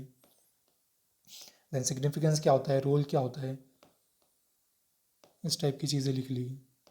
देन कुछ केस स्टडी लिख ली कुछ अच्छे सिटीजन चार्टर्स के लिए, एनटीपीसी की हो गई जैसे, या फिर आरबीआई की हो गई, services with in specific time, Railways का सिटीजन चार्टर हो गया, जैसे 24 आवर हेल्पलाइन है, बेटर जीआरएम है, देन इंफॉर्मेशन देती है अच्छे से, ट्रांसपेरेंसी है, फीडबैक मैकेनिज्म है। देन इंडिया में सिटीजन चार्टर में इश्यूज़ क्या हैं, या फिर कहाँ कहाँ पे अवेलेबल है, या फिर उसमें इश्यूज़ क्या हो सकते हैं। देन वही इश्यूज़ एंड लिमिटेशन क्या है इसकी, आउटडेटेड होते हैं, स्टेट्यूटरी फ्रेमवर्क नहीं है, वन साइज फिट्स ऑल कई बार अप्रोच होती है, डिज़ाइन सही नहीं होता, कंटेंट सही नहीं होता, या वेग होते हैं, पार्टिसिपेटिव नहीं होते हैं, या ज़्यादा मेजरेबल स्टैंडर्ड्स नहीं है, जीआरएम फ्रेमवर्क अच्छा नहीं है। अब ये इश्यूज़ थे तो इफेक्टिव बना कैसे सकते हैं, रिफॉर्म क्या चाहिए, इस टाइप की चीज़ हम लिख लेंगे थोड़ी सी। तो इस टाइप से नोट्स बनाने हैं। चलो तो अब हम चलते हैं आंसर राइटिंग के ऊपर। अब देखो आंसर राइटिंग का ये है मेजर आउटकम। आउटकम बनाने हमको स्ट्रक्चर नोट्स, ये मैंने लास्ट वीडियो में भी बताया था, इस बार भी थोड़ा सा बता दूंगा, अपने दिखाऊंगा भी। अब आंसर राइटिंग करनी कैसे है, इसके बाद आंसर राइटिंग की अप्रोच भी देखेंगे, पर्टिकुलर क्वेश्चन को कैसे सॉल्व करते हैं, बट अभी हम सोर्सेज देखते हैं करनी कहाँ से। सबसे मेजर इंपॉर्टेंट चीज़ है पीवाईक्यू, हमने देखा ना रिपीटिशन भी होता है क्वेश्चंस में, एंड थीम्स भी रिपीट होती है। तो सबसे इंपॉर्टेंट चीज़ है पीवाईक्यू करेंगे हम, टॉपिक या ईयर वाइज जो भी सही लगे वो करेंगे, लिखना है। देन मॉडल आंसर से उसको हम रिव्यू करेंगे एंड कंटेंट में ऐड करेंगे। अब मॉडल आंसर की ये चीज़ें हैं, सबसे बेस्ट जो चीज़ है वो है अंडरस्टैंड यूपीएससी की एक बुक है, सत्यमजय सर ने निकाली है। ये अराउंड 500 रुपीज़ की बुक होगी, मैं सजेस्ट करूँगा सब लोग खरीद लेना इसको। जैसे मैं दिखाता हूँ एक बार, ये देखो ये इस टाइप की बुक है सर की, 300 अराउंड आंसर्स हैं एंड अच्छे से वैलिडेशन वगैरह। अब जैसे ये क्वेश्चन देखो, बढ़िया से इंट्रोडक्शन लिखा हुआ है, हैंड रिटन भी है, विद इन वर्ड्स है, अच्छे से इंट्रोडक्शन लिखा हुआ है, सब हेडिंग्स बढ़िया से बना के अच्छे अच्छे पॉइंट्स लिखे हैं, वहीं पर एग्जांपल्स भी लिखे हुए हैं, अच्छे से कीवर्ड्स वगैरह भी हैं सारे, हर पॉइंट में अच्छे अच्छे एग्जांपल्स मिल जाएंगे सीधे सीधे रेप्लिकेट करने के लिए, बढ़िया कीवर्ड्स, अच्छे पॉइंट्स, बढ़िया कंक्लूजन, थिंकर्स या फिर लीडर्स के नाम। देन प्रेजेंटेशन भी अच्छा है, कुछ जहाँ टेबल होनी चाहिए वहाँ टेबल भी है। तो इस टाइप से ये अच्छी बुक है, काफ़ी यूज़ कर सकते हो। कर सकते हो क्या मतलब, मैं तो सजेस्ट करूँगा सब लोग खरीद लेना, ज़्यादा महंगी बुक नहीं है एंड इतने बढ़िया क्वालिटी के आंसर कहीं नहीं मिलेंगे। और अब फिर भी ठीक है, अगर नहीं करनी है कभी तो दूसरी एक चीज़ है कि अपने जो प्रहार है ऑनली आई है, इसकी जो बुकलेट्स है ये फ्री में अवेलेबल है, ये भी डिसेंट आंसर है, कर लेना। फिर या फिर चैट जीपीटी से नॉर्मल पूछ सकते हो, आजकल अच्छे आंसर दे देती है। एंड हाँ, या फिर यूट्यूब पे भी देख सकते हो, सर्च करके एक पर्टिकुलर ईयर वाइज कुछ लोगों की एनालिसिस की वीडियोस होती है। अब मेरे पास अभी तो टाइम नहीं है, मे बी शायद बाद में मैं बनाऊँगा, बट ये वीडियोस देख सकते हो। एंड जो श्रेयाश्री मैम है ना, मैंने बताया था पहले भी टेलीग्राम चैनल पे, इनकी भी एक डॉक्यूमेंट है ऐसा जिनने पीवाईक्यू के थीम्स, डायमेंशंस एंड कंटेंट लिख रखा है, तो वहाँ से भी देख सकते हो। बट ये सब ना बहुत ज़्यादा इंपॉर्टेंट नहीं है, सबसे ज़्यादा इंपॉर्टेंट ये है ये जो मैंने लिखा है सेल्फ एनालिसिस। एक बार लिख के जब मॉडल आंसर देखो ना, उस टाइम पे सेल्फ एनालिसिस भी करना। अब एनालिसिस करते टाइम खुद से मॉडल आंसर बनाएंगे, हमारा हमने कंटेंट तो पढ़ा हुआ है, वो सारा कंटेंट कहाँ यूज़ हो सकता है, प्लस लिंकेजेस समझेंगे, कौन से टॉपिक में हम कौन से 2-3 और टॉपिक्स भी ऐड कर सकते हैं। ये करके हमारे पीवाई की तो प्रिपेयर होंगे ही, प्लस जो ब्रेनस्टॉर्मिंग वाली एक्सरसाइज है वो भी हो जाएगी, कुछ नया सा क्वेश्चन आया है वो भी इंटरलिंक कर पाएंगे हम। तो सबसे ज़्यादा इंपॉर्टेंट ये है। अब इसके बाद फिर हमको टॉपर कॉपीज थोड़ी सी देखनी है। देखो, टॉपर कॉपी की सबसे अच्छी चीज़ ये है कि जो भी थीम्स हैं हमारे पीवाई क्यू की या सिलेबस की, एकदम मोस्ट यूजेबल फॉर्मेट में कवर्ड होती है, तो हम सीधे सीधे कॉपी कर सकते हैं यहाँ से चीज़ें। अब टॉपर कॉपी भी सेम करनी है। देखो, कुछ तो हम ब्रेनस्टॉर्म कर सकते हैं या फिर कुछ कुछ लिखना भी है। लिखना अच्छा इसलिए होता है क्योंकि प्रैक्टिस हो जाती है। अब देखो, टेस्ट सीरीज़ का अगर मैं बोलूँगा ना, तो मैं सीधे क्लियर कट आंसर दूंगा। GS2 में मैंने बोली थी थोड़ा सा कर सकते हो, बट GS4 में बिल्कुल मत करना, क्योंकि ऑलरेडी ये चीज़ें ही अपना PYQ एंड ये बहुत ज़्यादा हो जाएगा, इतना भी नहीं कर पाओगे। तो टॉपर कॉपी से उठाना, थोड़े थोड़े कुछ कुछ क्वेश्चंस लेके, कुछ केस स्टडीज़ लेके लिखते रहना, एंड टॉपर से उनको कंपेयर करके धीरे धीरे इंप्रूव हो जाएगी चीज़ें। अब टॉपर कॉपीज़ देखें तो ये जो मैंने लिखी हुई है इनको देख लेना, इनकी काफ़ी अच्छी कॉपीज़ हैं। इनमें भी सारी अगर नहीं करनी हो तो शक्ति दुबे मैम की देख लेना, लास्ट ईयर की जो AIR 1 थी। देन आदित्य श्रीवास्तव सर हैं, A23 के टॉपर थे। देन मेधानंद की कॉपी भी बढ़िया है। त्रिलोक सिंह एक सर हैं, इनकी भी काफ़ी बढ़िया कॉपी है। एंड अयान जैन की भी कॉपी देख लेना, इसलिए क्योंकि 2 बार कॉन्टीन्यूसली इनके अच्छे नंबर थे। एंड थोड़ा पॉइंट्स काफ़ी ज़्यादा लिखे हैं इनने, तो एक वो वाली अप्रोच भी समझ आ जाएगी। अब ये आंसर लिखते टाइम करना क्या है ना, कि हमको फोकस करना है कंटेंट की रिसाइकलिंग पे, क्योंकि देखो कंटेंट बहुत ज़्यादा है नहीं, सिलेबस भी हमने देखा था बहुत ज़्यादा पॉइंट्स है नहीं, तो उनको रिसाइकल कैसे कर सकते हैं ये आंसर लिखते हुए ही आएगा। जो भी मैंने बोला था ना कि कंटेंट पे ज़्यादा फ्रेट करना नहीं है, इसलिए क्योंकि पढ़ के वो हो नहीं पाएगा आंसर लिखना। आंसर लिखते हुए ही ये वाली हैबिट डेवलप होगी, तो इसलिए आंसर ज़्यादा लिखने पे ज़्यादा फोकस करना है। रिसाइकलिंग कंटेंट, देन ऑर्गेनाइज कैसे कर सकते हैं हम हमारे थॉट्स को, एंड लिंकेज कैसे कर सकते हैं डिफरेंट टॉपिक्स को। अब ये सब करके क्या है ना, कि जब लिखेंगे क्वेश्चन, हम लेट्स से हमने 100 क्वेश्चंस लिख दिए, उनके स्ट्रक्चर नोट्स बनाएंगे। अब नोट्स में होना क्या चाहिए, एक तो जो भी मेजर डायमेंशन है फ्रेमवर्क के, यहाँ पर जो मेजर कंटेंट है वो, देन वैल्यूडेशन कुछ हो गया, और केस स्टडी में हम टेम्पलेट्स बनाएंगे, जो थीम्स होती है ना केस स्टडी की, हर एक थीम पे टेम्पलेट्स, ताकि हम सीधे रेप्लिकेट कर पाएँ एग्जाम में। अब जैसे मैं दिखाता हूँ एक बार, ये देखो। अब जैसे कुछ भी जो भी क्वेश्चन लिखा है, क्वेश्चन लिख लिया हमने, उसके नीचे शॉर्ट में जो मेन डायमेंशंस या पॉइंट्स हो गए, प्लस कुछ कीवर्ड्स होंगे या कुछ थ्योरीज होगी या कुछ एग्जांपल्स होंगे, इस टाइप से शॉर्ट में लिख लेंगे, ताकि हम लास्ट में जब रिवाइज करेंगे ना, तो लेट्स से हमने 100 क्वेश्चन सॉल्व किए थे, ये जो नोट्स है ये 20-30-40 पेजेस में बन जाएंगे। लास्ट में जल्दी से इनको रिवाइज करके पूरा दिमाग में रिकॉल हो जाएगा, एंड सीधे सीधे रेप्लिकेट भी हो जाएगा एग्जाम में। ये जैसे लिखा हुआ है, ये मेजर मेरी डायमेंशंस हो गई या सब हेडिंग्स हो गई, ये लिख दूंगा मैं। देन कीवर्ड्स हो जाएंगे, एग्जांपल्स हो जाएंगे। तो ये, और ये मॉडल आंसर का यूज़ करके एंड खुद का एनालिसिस करके अपना कंटेंट से यूज़ करके वैसे सब बनाना है, तो इससे काफ़ी हेल्प मिलेगी, ये कर लेना। मैंने जो ये किया है ना, ये यूजुअली ये वो पीयूष कुमार सर वाले कोर्स के क्वेश्चंस हैं, तो वो भी कर सकते हो, या जो भी PYQ या जो भी लिखोगे इस टाइप से कर लेना। हाँ, तो ये दोनों क्वेश्चन लिखने हैं, प्लस वही जो मैंने बोला, अगर पीयूष कुमार सर का कोर्स लेते हो तो सर के कोर्स में ना थ्योरी के साथ में कुछ आंसर राइटिंग क्लासेस भी होती है, बोथ थ्योरी क्वेश्चंस की भी एंड केस स्टडीज़ की भी। तो इससे काफ़ी कंप्रेहेंसिवली कवर हो जाता है, तो वो तो प्रायोरिटी रखनी है, अगर वो कोर्स लेते हो तो कर लेना। इसके साथ में PYQ करना है, देन टॉपर्स कॉपीज़ कुछ कुछ देखनी है हमको। तो इस तरह से हमारा आंसर राइटिंग हो जाएगी। अब देखो, वैल्यू एडिशन वैसे तो हम ये जो भी करेंगे ना, टॉपर कॉपीज़ देखेंगे, मॉडल आंसर देखेंगे, यहाँ से हम सब कुछ सीखेंगे, बट स्टिल थोड़ा सा फ्रेमवर्क रहे दिमाग में, इसलिए मैं वैल्यू एडिशन बता देता हूँ, देन थोड़ा सा आंसर राइटिंग अप्रोच भी बता दूंगा। अब देखो, वैल्यू एडिशन में क्या क्या चीज़ें आती है। पहला तो ये जो हमने थ्योरी पढ़ी है एथिक्स की, उसमें हमने कुछ फिलोसोफर्स पढ़े होंगे, एंड जो हम जैसे सोक्रेटिस पढ़ते हैं, एरिस्टोटल पढ़ते हैं, या हॉब्स पढ़ते हैं, इस टाइप की थ्योरीज हो गई, फिलोसोफर्स हो गए। देन कुछ थ्योरीज होती है, जैसे इमोशनल इंटेलिजेंस की थ्योरी हो गई, एटीट्यूड वाली थ्योरी हो गई, इस टाइप की थ्योरीज। देन सबसे इंपॉर्टेंट एग्जाम्पल्स हैं। अब एग्जाम्पल्स कैसे करने हैं, डिफरेंट टाइप्स के एग्जाम्पल्स लिखने हैं हमको। आईआर के एग्जाम्पल हो गए, रिलीजन के हो गए, कल्चर के हो गए, लिखने हैं। प्लस जब एग्जाम में लिख रहे हैं ना तो सोचना भी इस फ्रेमवर्क में है। ऐसे सोचेंगे ना टिक कर करके माइंड में, तो एग्जाम्पल ज़्यादा अच्छे से याद आएंगे। देन पॉलिटी या जीएस2 के एग्जाम्पल हो गए, स्पोर्ट्स के हो गए। देन कीवर्ड्स, कीवर्ड्स भी इस टाइप से डिफरेंट टाइप्स के रखने हैं। जैसे रिलीजन के कुछ कीवर्ड्स हो गए, थिंकर्स के हो गए, थ्योरीज के हो गए। अब पीवाईक्यूज़ में भी काफ़ी कीवर्ड्स आते हैं, सीधे सीधे वो कीवर्ड्स या फ्रेज उठा लिए। टॉपिक स्पेसिफिक भी होते हैं, जैसे हम एटीट्यूड या एप्टीट्यूड पढ़ रहे हैं, उसके कंटेंट में जो भी हमारे कुछ कुछ अच्छे कीवर्ड्स लगे वो हमने टॉपिक वाइज लिख लिया, ताकि इस टॉपिक का क्वेश्चन आया तो सीधे सीधे वो कीवर्ड्स लिख सकते हैं। अब इसमें एक अच्छा नोट्स है अयांजन सर के, माइक्रो नोट्स हैं। उनके टेलीग्राम चैनल पे, या फिर आई थिंक टेलीग्राम चैनल नहीं है, कहीं और मिल जाएंगे, गूगल सर्च कर लेना, या फिर मैं लिंक डाल दूंगा कमेंट्स में। तो इनके जो माइक्रो नोट्स है वो सॉर्ट ऑफ कीवर्ड्स ही हैं हर एक टॉपिक के, तो ये सीधे सीधे पढ़ सकते हो।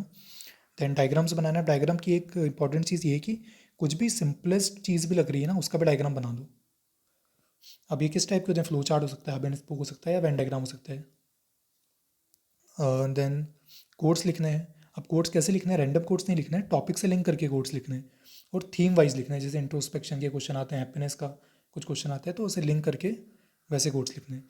देन अगेन हम जो कंटेंट पढ़ेंगे या फिर प्रॉपर कॉपीज लिखेंगे, कुछ अच्छे फ्रेजेस लगे तो वो लिख लिए।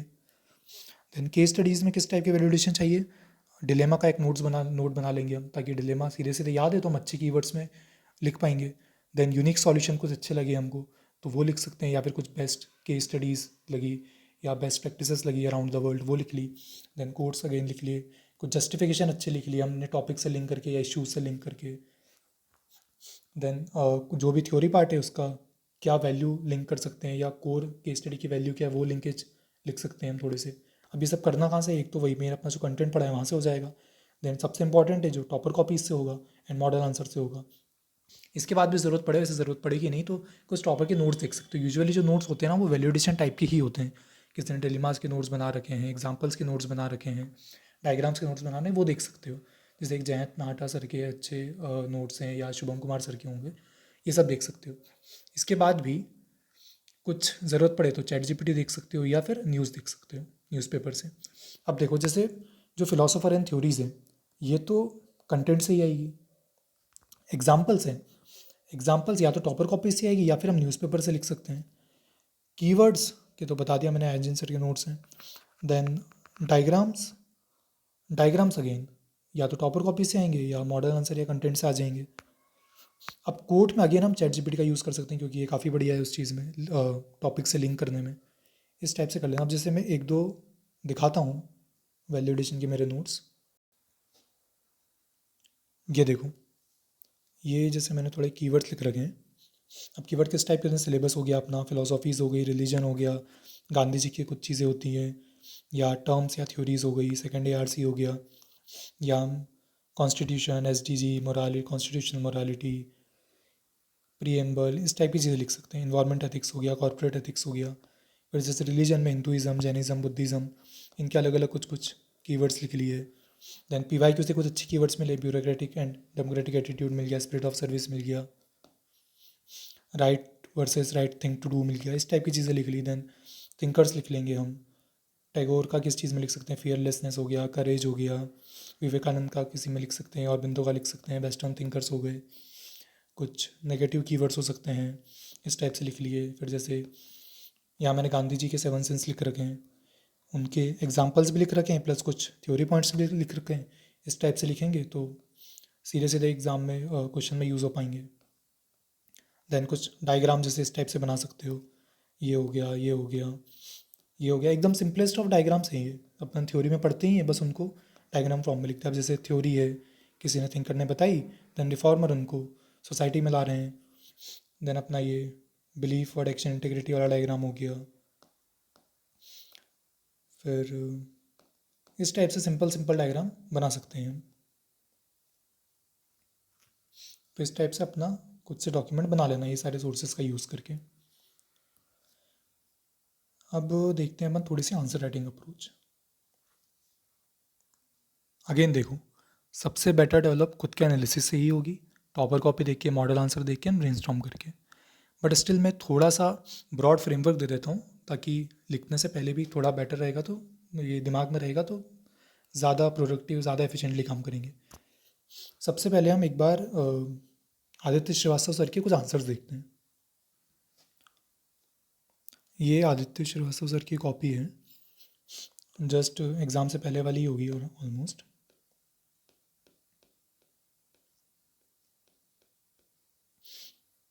ये देखो जैसे, अब इसमें कंटेंट खुद से पढ़ना बाद में, मेजर स्ट्रक्चर देखना अभी। जैसे कॉर्पोरेट गवर्नेंस में कुछ क्वेश्चन पूछा, ईएसजी मैट्रिक की इम्पोर्टेंस क्या है, इंपॉर्टेंट क्यों है, एंड बेनिफिट्स क्या हैं उसके। अब सर ने बहुत क्रिस्प डेफिनेशन दी है, एक छोटा सा डायग्राम बना दिया, एक एक्सप्लिसिट हेडिंग बनाई, नीड क्या है उसकी, पॉइंट लिख के साथ में एग्जांपल्स दिए हैं। अब देखो, एक चीज़ नोटिस करना, एग्जांपल ज़रूरी नहीं है कि एग्जैक्ट स्पेसिफिक एग्जांपल्स हों।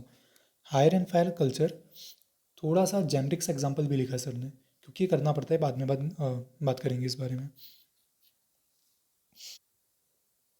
अब ये करते टाइम ना खुद के भी कुछ अच्छे पॉइंट लिखे तो लिख लेना साथ साथ में। फिर देखो, एक दूसरी हेडिंग जो क्वेश्चन में पूछी थी वो बना दी। देन बेनिफिट भी एक्सप्लिसिटली पूछा हुआ था, वो भी बना दिया। तो एग्जामिनर को लग रहा है कि हमने 3 चीज़ें पूछी थी, तीनों चीज़ें लिख दी है, साथ में क्या है, पॉइंट्स लिखे हैं, कीवर्ड्स लिखे हैं, एग्जाम्पल लिखे हैं। देन कंक्लूजन में अगेन एक कीवर्ड डाल दिया। दूसरा क्वेश्चन देखते हैं, करप्शन के ऊपर है, कैसे ये फॉर्मिडेबल चैलेंज है फॉर इंस्टीट्यूशंस, एंड कैसे ये डिमांड साइड पे ज़्यादा फोकस करता था अभी तक के एक्ट्स। तो जैसे सर ने यही लिख दिया, presently it's focus on bribe takers, इसके पॉइंट्स लिख दिए। देन येट करके रोल ऑफ गिवर भी इक्वली इंपॉर्टेंट होता है, इसके पॉइंट्स लिख दिए। साथ में कीवर्ड से आपने लीडर्स का नाम भी लिख दिया। देन इसके बाद ये भी लिख दिया कि ये एनालिसिस सही नहीं है, इसमें एक और एडिशनल क्रिटिकल एनालिसिस हो सकता है कि ब्राइब गिवर इनोसेंट भी हो सकता है कई बार, उसके कुछ पॉइंट्स लिख दिए। देन अपना वे अहेड लिख दिया। वे अहेड में देखो, जैसे एटीट्यूड वाले पार्ट में मैंने बोला था ना हर जगह यूज़ होता है, यहाँ भी एटीट्यूडनल चेंज किसी भी एथिक्स वाले इशू में यूज़ हो सकता है। देन कोर्ट का क्वेश्चन देखते हैं, चलो कुछ।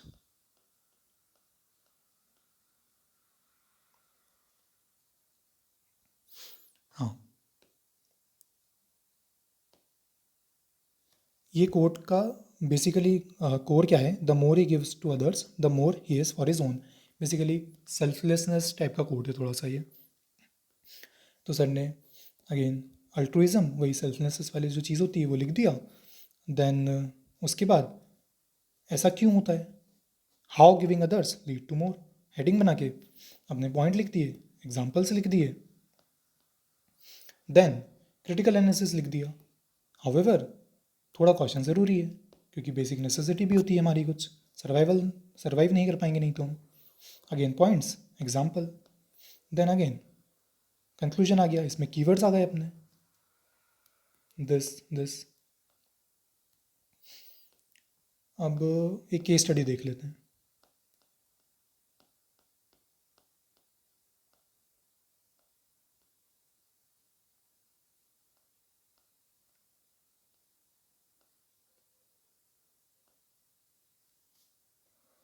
ये केस स्टडी देखो, क्राइम से रिलेटेड है, एंड फेशियल रिकॉग्निशन एल्गोरिदम ने कुछ गलत बंदे को पकड़ लिया, एंड उससे उसकी फैमिली को एंड उसको काफ़ी इश्यूज फेस करने पड़े, इसके ऊपर है। बेसिकली जो एक क्वेश्चन आया था ना 24 वाला, जो अपन ने क्वेश्चन देखा था, AI is undependable source of rational decision making, उस टाइप का ही क्वेश्चन है कि AI यूज़ कर लिया तो क्या इशू आ गए उससे। अब देखो सर ने अगेन छोटे से मैं स्टेक होल्डर बता दिया, थोड़ा सा इंट्रो में क्या लिखा है, जो उसकी बेसिक थ्योरी है, साइंस विदाउट मोरालिटी, ये लिख दिया। देन एथिकल इश्यूज़ लिखे। आप एथिकल इश्यूज़ कैसे लिखे हैं सर ने, presence of crime against women. अब ये सिर्फ इतना सा लिख के छोड़ नहीं दिया, इसको थोड़ा सा और लिखा है, या तो एक्सप्लेन कर सकते हैं या फिर इस केस में कहाँ वो दिख रहा है हमको, वो चीज़ लिख सकते हैं। देन वही ये सारे सर ने काफ़ी सारे एथिकल इश्यूज़ लिख दिए। देन ये भी कर सकते हो, सर ने स्टार्ट किया था करना ये, कि जो भी हमारी वैल्यूज़ को हम अपहोल्ड करने वाले हैं इस केस स्टडी में, जो बेसिक प्रिंसिपल्स हैं हमारे, उनका प्रायोरिटी ऑर्डर किया हमने। याद है डिमांड में देखा था कि एप्टीट्यूड कहाँ पर यूज़ होता है, balance and priority of values, तो ये प्रायोरिटी ऑर्डर सही होना चाहिए हमारा। देन सर ने मेजर्स लिख दिए। मेजर्स को अगेन पॉइंट्स में लिखा है, जिसमें सर ने शॉर्ट टर्म भी लिखे हैं, लॉन्ग टर्म भी लिखे हैं। अब जैसे सर ने GS2 वाला आर्टिकल्स भी लिखे हैं यहाँ पर।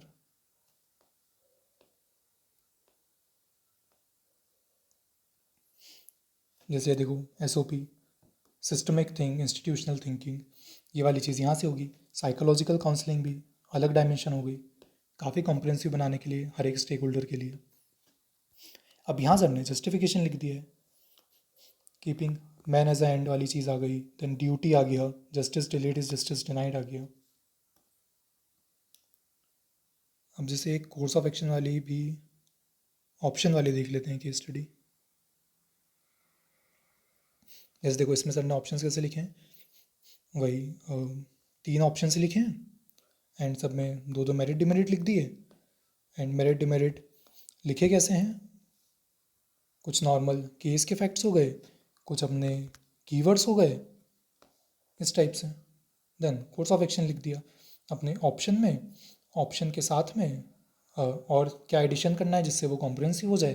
देन उसका जस्टिफिकेशन लिखा होगा, देन उसका जस्टिफिकेशन लिख दिया। अब देखो जैसे ये सीधे सीधे कॉपी कर सकते हो, सीधे इस टाइप की कोई केस स्टडी तो आएगी, ऑलमोस्ट काफ़ी सारी थीम्स रिपीट ही होती है, वहाँ सीधे सीधे कॉपी करके लिख दोगे ये चीज़। तो ये सब और आंसर देखना, और बाकी टॉपर्स भी बताए हैं जो मैंने, उनकी कॉपीज़ भी देखना। एंड उससे बेसिकली ब्रॉडली ये जो मैंने चीज़ें नीचे लिख रखी है, ये सब चीज़ें होनी चाहिए एक आइडियल आंसर में। अब जैसे देखो,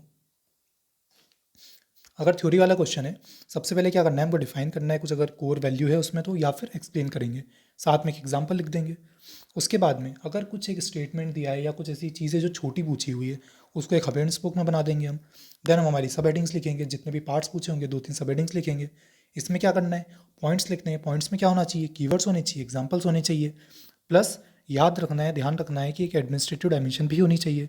एडमिनिस्ट्रेटिव डायमेंशन किस टाइप आ सकती है, कुछ लिमिटेशन हो सकता है, ऑपरेशनल कंस्ट्रेंट्स होते हैं, रिलेवेंस क्या हो सकता है उस थ्योरी का वो लिख सकते हैं, वे फॉरवर्ड के टाइप आ सकती है, जैसे जो हमारे प्रोबेबिलिटी के टूल्स थे, code of ethics, code of conduct, RTI, transparency, उस टाइप की चीज़ें। जैसे हमने आदित्य सर की कॉपी में देखी, वे फॉरवर्ड लिखा हुआ था एक क्वेश्चन में सिर्फ। देन कंक्लूजन में कुछ थ्योरी का नाम लिख सकते हैं, या फिर हम फ्यूचर लिंकेज कर सकते हैं, या फिर अलग किसी और टॉपिक से लिंकेज कर सकते हैं।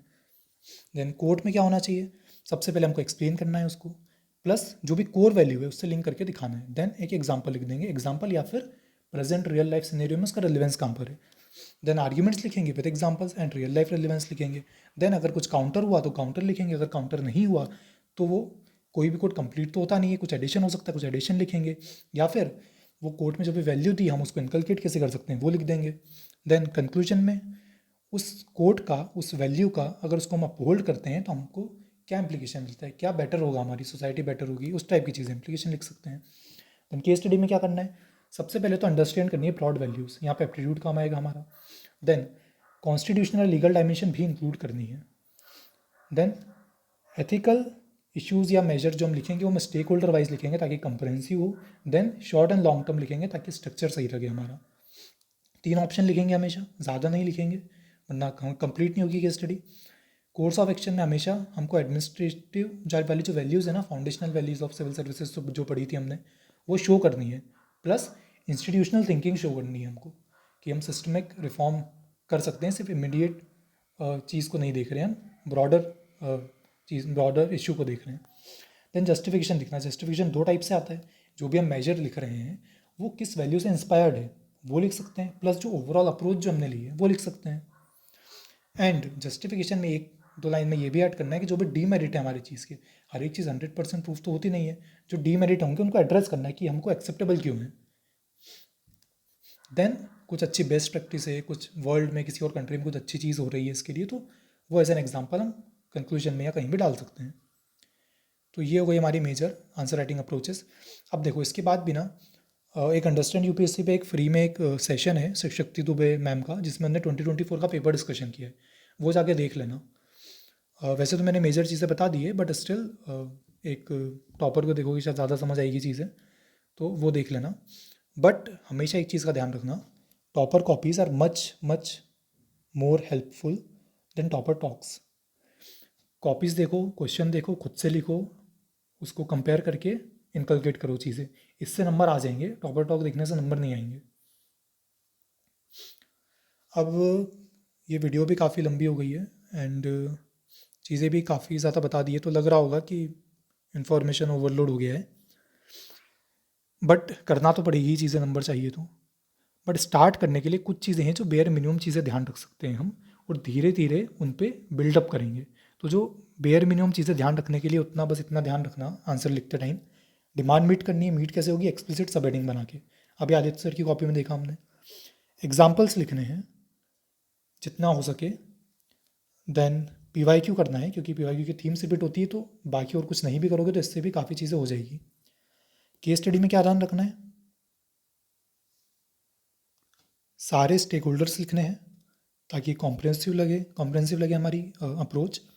डेलिमा इश्यूज़ भी लिखेंगे तो वो भी स्टेक होल्डर वाइज लिखेंगे और थोड़ा सा एक्सप्लेन करेंगे।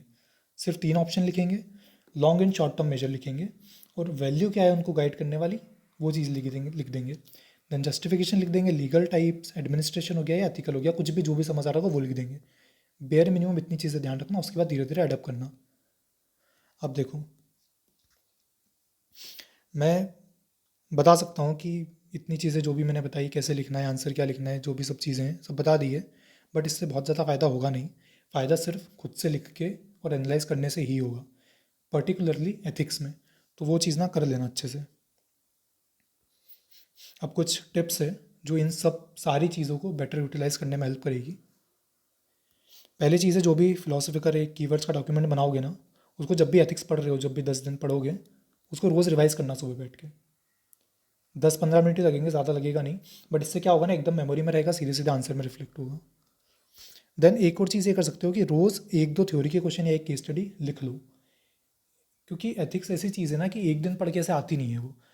रोज़ लिखोगे तो बढ़िया हो जाएगा, प्लस बर्डन भी नहीं लगेगा उसको करने का। अब ये कभी भी कर सकते हो, अभी भी कर सकते हो, इस महीने भी, या फिर प्री के बाद तो कर ही लेना। दूसरी एक चीज़, अब इशू ये आता है ना कि जैसे मुझे भी इशू था कि एग्जाम्पल्स समझ नहीं आते हैं। मतलब एग्जाम्पल लिखते टाइम ब्लैंक हो जाते हैं, या फिर पॉइंट्स के साथ एग्जाम्पल नहीं आ रहा है, कोई पर्सनालिटी का एग्जाम्पल सोच रहे नहीं आ रहा है, तो इसके लिए सिंपल सी चीज़ करनी है, एकदम जेनरिक एग्जाम्पल भी आए ना, कि जैसे वी शुड नॉट स्टील, इतना सा लिख दिया। या फिर अगर कोई जीएस बेस्ड कुछ एग्जाम्पल आ रहा है, 1 2 3 का कोई भी एग्जाम्पल आ रहा है, वो लिख देना।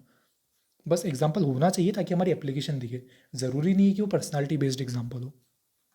देन ट्राई करना है इंटरलिंकेजेस करने का। अब जैसे सोसाइटी के भी कुछ क्वेश्चन आ रहे हैं ना, एआई का हो गया, या फिर अपना ग्लोबल वार्मिंग हो गया, इस टाइप की चीज़, तो सोसाइटी का पार्ट भी कुछ यूज़ कर सकते हैं। देन जीएस टू तो करना ही करना है, क्योंकि जीएस टू बेस्ड क्वेश्चन आ रहे हैं, बीएनएस क्वेश्चन था या इस टाइप के क्वेश्चन थे, या आर्टिकल हो गए, लीगल डायमेंशन हो गई, या इंटरनेशनल डायमेंशन हो गई, हमको जीएस टू तो यूज़ करना ही है। देन साइंस एंड टेक में स्पेशली डिजिटल वाली जो चीज़ें होती है ना, उनको ऐसे एग्जाम्पल यूज़ कर सकते हैं हम। जैसे एआई था, एआई में कुछ साइंस एंड टेक के कुछ पर्टिकुलर, या कुछ हमारा इनिशिएटिव है, उस टाइप की कुछ एग्जांपल लिखने से, या बेस्ट प्रैक्टिस हो गई, वो लिख सकते हैं। देन कोई सिंपलेस्ट चीज़ भी है ना, उसका भी फ्लो चार्ट बना देना, बेटर दिखता है। जैसे एटीट्यूड से बिहेवियर जा रहा है बेस्ड ऑन सिचुएशन, जो सर्कमस्टेंसेज, इसको बना देना, तो इससे प्रेजेंटेशन भी बढ़िया दिखेगा एंड वो बर्डन नहीं लगेगा कि याद नहीं हो रहे हैं फ्लो चार्ट्स। देन जो भी आंसर लिखो उनको रिविजिट तो करना ही है, क्योंकि हेड स्टार्ट मिल जाएगा, कॉन्फिडेंस आएगा कि इतना तो लिख ही लिया है, प्लस बिल्डअप माइंडसेट बनेगा कि इतना तो हमने लिख लिया, बस अब इससे टॉपर को बनाने में वो थोड़ा सा लीप लेनी है सिर्फ। एक है सबसे इंपॉर्टेंट चीज़, तो ये है कि कुछ भी टेस्ट या आंसर लिखने से पहले ना 10-15 मिनट देखिए, एक बार रिकॉल करना कि 10-15 एग्जाम्पल्स सोचना, लिखना उनको, कुछ कीवर्ड्स लिखना, 10-15 कुछ थ्योरीज लिखना, ये सब लिखोगे एकदम दिमाग में रिफ्रेश हो जाएगी। उसके बाद आंसर लिखना, तो बेटर आंसर में रिफ्लेक्ट होगी सारी चीज़ें, और याद भी ज़्यादा रहेगी इसे। एक और चीज़ है, जैसे पेपर कंप्लीट होने में प्रॉब्लम आती है। अब वैसे तो इतनी सारी हम चीज़ें जो करेंगे ना, इससे फ्रेमवर्क जो बन जाएगा, टेम्पलेट जो बन जाएगी, उससे आंसर जल्दी लिखने में हेल्प मिलेगी हमको, तो काफ़ी टाइम में कंप्लीट हो जाएगा पेपर। बट स्टिल एक और चीज़ कर सकते हैं कि जो स्टार्टिंग के 4-5 मिनट मिलते हैं ना हमको पेपर पढ़ने के लिए, उसमें अब देखो थ्योरी के क्वेश्चन पढ़ के ज़्यादा फ़ायदा होगा नहीं, बट एक केस स्टडी पढ़ सकते हैं उसमें ऑलमोस्ट पूरी पूरी पढ़ भी सकते हैं, प्लस थोड़ा सा स्ट्रक्चर बना भी सकते हैं। तो इससे एक केस स्टडी, जैसे बेल बजेगी सीधे 10 मिनट में लिख दोगे, तो यहाँ से टाइम बच जाएगा, तो ये कर सकते हैं। तो यहाँ अपनी ख़त्म होती है वीडियो। काफ़ी डिटेल में सारी चीज़ें बताई है, एक बार फिर से देख लेना इसको। देन अब नेक्स्ट क्या है, नेक्स्ट प्रीलिम्स का प्लान आएगा, विद इन अ वीक आ जाएगा एकदम, काफ़ी शॉर्ट प्लान है, तो उसको फॉलो करके हो जाएगा। प्रीलिम्स में बेसिकली दो ही चीज़ें हैं, एक जो ब्रॉडर प्लान जो मैं बताऊंगा, एंड उसके बाद जो एक एलिमिनेशन वाली वीडियो होगी वो मिड अप्रैल में अराउंड आ जाएगी, क्योंकि तभी टाइम होता है। अभी तो हम थोड़ा सा पढ़ रहे होंगे, उसके बाद जब PYQ वगैरह करेंगे तो मिड अप्रैल में एलिमिनेशन का जब रूल बढ़ेगा तब मैं बता दूंगा एग्जैक्टली कैसे करना है। मैंने 23, 24 एंड 25 में कॉन्टीन्यूसली प्री क्लियर किया है, काफ़ी मिनिमल एफर्ट में। तो ऐसी टाइम टेस्टेड स्ट्रेटेजी है, उसको फॉलो करके तो हो जाएगा, डरने की ज़रूरत नहीं है ज़्यादा। एंड वही उसके बाद मुझे कुछ लगा अगर एक एग्ज़ाम अप्रोच टाइप बताने की ज़रूरत है तो मई में वो वीडियो भी डाल दूंगा। अब देखो इसमें मैंने केस स्टडी की बहुत ज़्यादा चीज़ें नहीं बताई है, बट केस स्टडी का कुछ टेम्पलेट एंड फ्रेमवर्क मैंने जो ऑलरेडी बना रखा है, मुझे लगा तो अगली किसी वीडियो में प्री के बाद वो डाल दूंगा मैं। तो ठीक है, thank you for watching and let's get a rank this year. जो भी चीज़ें बताई है उनको एक बार खुद से एनालाइज करके इम्प्लीमेंट कर लेना, सिंपल रखना चीज़ों को, एंड डेलिब्रेट इम्प्रूवमेंट पे फोकस करना। I will see you in the next video.